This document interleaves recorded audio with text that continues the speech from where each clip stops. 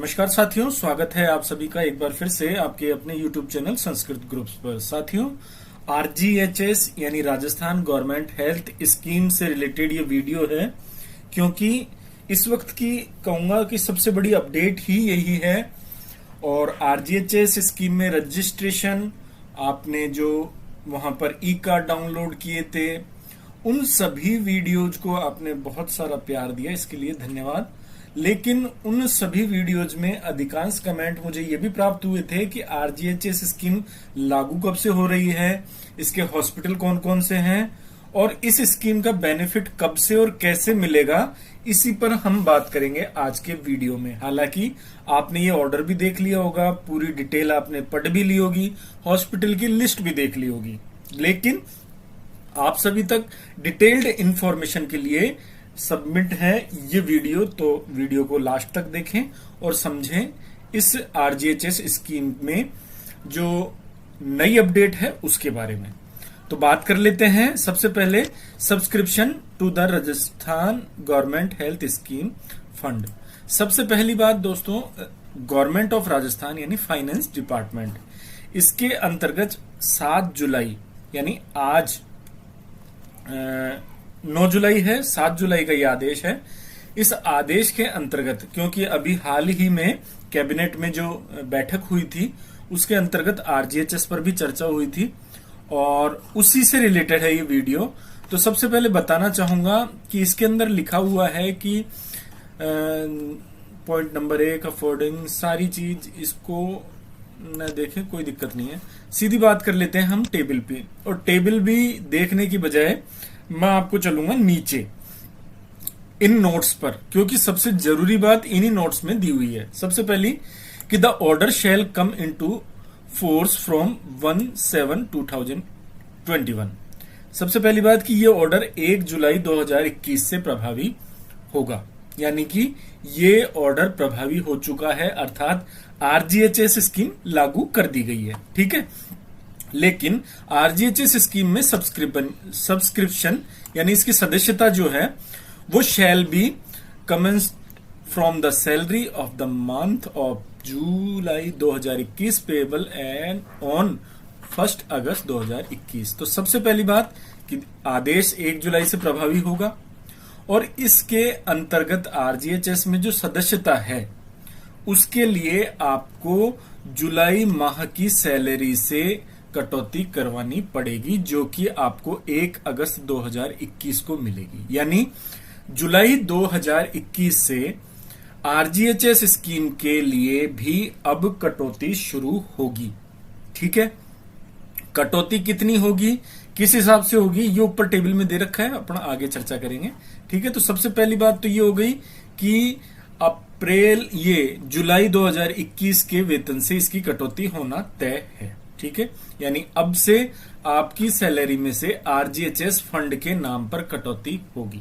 ठीक है, employee who are recruited on after 1/1/2004 यानी 1 जनवरी 2004 पे या इसके बाद, यानी कि मैं यूं कहूं NPS वाले जो कर्मचारी हैं, ठीक है, 1 जनवरी 2004 के बाद नियुक्त होने वाले कर्मचारी, उनको विल हैव ऑप्शन, उनको ऑप्शन होगा क्या कि either to continue with Raj mediclaim policy, वो या तो राज मेडिक्लेम पॉलिसी पर अपना सिस्टम चालू रख सकते हैं, या और to register themselves in RGHS, और या वो अपने आप को RGHS पर रजिस्टर्ड कर सकते हैं। यानी 1/1/4 जो तिथि है, इस तिथि को या इसके बाद नियुक्त होने वाले कर्मचारियों को ऑप्शन रहेगा, वो चाहे तो राज मेडिक्लेम पॉलिसी पर जारी रख सकते हैं या RGHS में आ सकते हैं। लेकिन यदि वो RGHS में आते हैं, in case they opt to register themselves in RGHS, यदि वो RGHS में आते हैं, then they will have make subscription on the rates as mention in column number 4 of about table. यदि वो RGHS में आते हैं तो उनको सदस्यता शुल्क देना पड़ेगा। ठीक है, यानी कि 1/1/2004 वाला जो कर्मचारी है जिनको की राज मेडिक्लेम पॉलिसी पहले मिलती थी, जिसकी कोई उनको राशि जमा नहीं करवानी पड़ती थी, उनको चयनित हॉस्पिटलों में इलाज लेना होता था, उस टाइम पे पैसा उन्हें स्वयं को देना होता था, और बाद में राज मेडिक्लेम पॉलिसी के अंतर्गत वो अपना जो मेडिकल का जो बिल था वो अपनी आईडी पर आकर के सबमिट करते थे और टीपीए के द्वारा उनको 3 महीने के अंदर भुगतान किया जाता था। तो यदि राज मेडिक्लेम पॉलिसी जारी रखना चाहते हैं तो जारी रखें, कोई दिक्कत नहीं है, उसके लिए कोई उनको शुल्क नहीं देना पड़ेगा। लेकिन यदि आरजीएचएस में आप आते हैं तो आरजीएचएस के अंतर्गत आने पर आपको सदस्यता शुल्क का भुगतान करना पड़ेगा। ठीक है, फिर आगे चलें। Retired employees who are recruited on after 1/1/2004, 1/1/2004 को या इसके बाद नियुक्त जो कर्मचारी जो कि अब रिटायर्ड हो चुके, ठीक है, सेवानिवृत्त हो चुके, उनको will have to make subscription, उनको भी सदस्यता शुल्क देना पड़ेगा ऑन द मंथली रेट। या तो मंथली भुगतान कर सकते हैं या वन टाइम सब्सक्रिप्शन ले सकते हैं 10 साल के लिए, ठीक है, जो कि लाइफ टाइम वैलिड रहेगा on the rate as mention in column number 4 and above table. वो क्या करेंगे, वो मंथली रेट या वन टाइम सब्सक्रिप्शन ले सकते हैं 10 साल का, और उसकी रेट भी कॉलम नंबर 4 में बताई गई है, उसके अनुसार उनको चुकाना पड़ेगा। और सब्सक्रिप्शन का जो फंड है वो कैसे चुकाना पड़ेगा, वो बजट हेड इसके अंदर आपको चालान के माध्यम से जमा करा सकते हैं, या इसका कोई नया तरीका भविष्य में जारी होता है रिटायर्ड एम्प्लॉइज के लिए, तो उसकी जानकारी मैं वीडियोज में जरूर दूंगा। लेकिन अभी आप ये समझें कि आरजीएचएस में रजिस्ट्रेशन के लिए आपको सदस्यता शुल्क चुकाना पड़ेगा, और वो सदस्यता शुल्क क्या रहेगा ये देख लेते हैं हम इस टेबल में। चलिए बात करते हैं subscription per month for the government servant appointed before 1/1/2004, 1 जनवरी 2004 से पहले नियुक्त कर्मचारी, यानी कि यूं कहूं जो जीपीएफ के कर्मचारी हैं या ओल्ड पेंशन स्कीम के जो कर्मचारी हैं, ठीक है, उनको उनकी बेसिक के अकॉर्डिंग भुगतान करना है उनके वेतन से।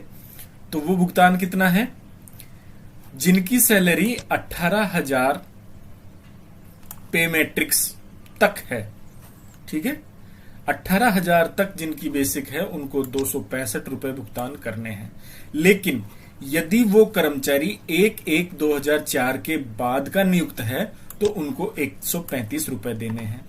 18,000 से और 33,500 तक जिनकी बेसिक है वो जीपीएफ वाले यानी ओपीएस ओल्ड पेंशन स्कीम वाले उनको 440 देने हैं, और एनपीएस वाले यानी जो नए कर्मचारी हैं 1/1/4 के बाद नियुक्त कर्मचारी हैं उनको 220 रुपए देने हैं। इसी प्रकार 33,500 से 54,000 तक के कर्मचारियों को जिनकी बेसिक है उनको 658 देने हैं। इधर 1/1/4 के बाद वालों को 330 देने हैं, और लास्ट में जो 875 रुपए देने हैं जिनको की 54,000 जो मूल वेतन है उससे अधिक यदि किसी का है तो उसको 875 देने हैं, और यदि 1/1/4 के बाद नियुक्त है तो उसको 440 देने हैं। अब बार बार जो यहां जिक्र हो रहा था कि कॉलम नंबर 4 टेबल में जो कॉलम नंबर 4 है, तो 1 2 3 4 ये कॉलम नंबर 4 है, 4 में जो रेट दर्शाई गई है इस रेट के अकॉर्डिंग आपको भुगतान करना है।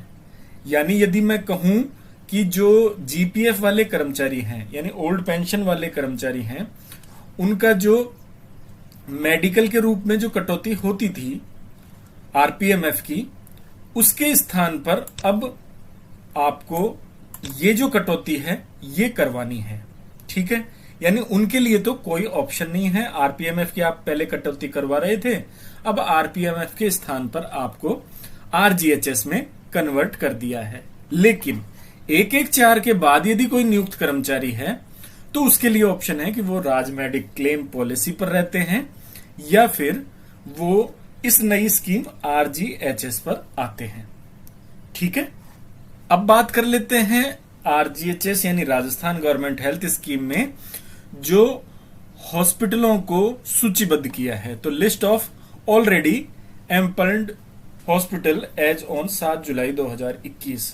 7 जुलाई 2021 को जो हॉस्पिटल पहले से इसमें रजिस्टर्ड हैं या जिनसे इस योजना अंतर्गत सरकार का ताना बाना हो चुका है, एमओयू हो चुका है या रजिस्ट्रेशन हो चुका है, उन सारे हॉस्पिटल की लिस्ट यहां पर दी गई है।